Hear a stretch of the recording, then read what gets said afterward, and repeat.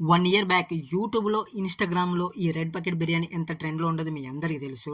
గానీ ఇప్పుడు ఏ మూలను గూడా కనిపించట్లే. అదే టైంలో నేను ఈ రెడ్ బకెట్ బిర్యానీ అయితే ట్రై చేద్దాం అనుకున్నా. బట్ మా ఏరియాలో ఎక్కడ ఈ బ్రాంచ్ లేదు. కొత్తగా అనకాపల్లిలో ఒక బ్రాంచ్ అయితే ఓపెన్ చేశారు. సరేలే టేస్ట్ చేద్దామని నేను, మా తమ్ముడు, మా పండుగాడైతే ఎళ్లి అక్కడైతే మెనూస్ అయితే చూస్తున్నాం. మొత్తానికైతే మేమైతే దమ్ బిర్యానీ అయితే ఆర్డర్ చేసాం. అది తీరకొచ్చేసాక ఇదొక మీడియం సైజు. అయితే ఇదొచ్చేసి ఒక 4 మెంబర్స్‌కి అయితే సరిపోతుందట. దీని రేట్ వచ్చేసి అయితే రూ. 750 అయితే పడింది. మరి క్వాలిటీ ఏ విధంగా ఉంటది ఇంటికెళ్ళి అయితే చూసేద్దాం. బకెట్ ఓపెన్ చేసి చూసిన తర్వాత ఆ క్వాలిటీ రైస్ చూస్తుంటే నాకైతే అసలు ఇదేంటబ్బా ఇంత దరిద్రంగా ఉందో అనిపించింది. బట్ టేస్ట్ చూసి చెప్తాం మనం ఎలా ఉందో. రైస్ క్వాలిటీ ఏ విధంగా ఉందో మీరేగా చూస్తున్నారు. చూడండి ఏ విధంగా అయితే రైస్ క్వాలిటీ అయితే ఉందో. రైస్ క్వాలిటీ ఎలా బాలేదు పరమ చెత్తగుంది. కానీ టేస్ట్ అయినా అదిరిపోద్దేమో అనుకున్నా. దీని గురించేనా యూట్యూబ్, ఇన్‌స్టాగ్రామ్‌లో అప్పుడు అంతలా ట్రెండ్ చేసింది. తిన్న తర్వాత నాకేమనిపించిందంటే నేను చెప్పుకోలేకపోతాను. మీరే చూడండి. ఏం వేసావు దీంట్లో? లేదు లేదు మంచిది ఏమీ చక్కెర వేసావా? కొద్దిగా అది ఈ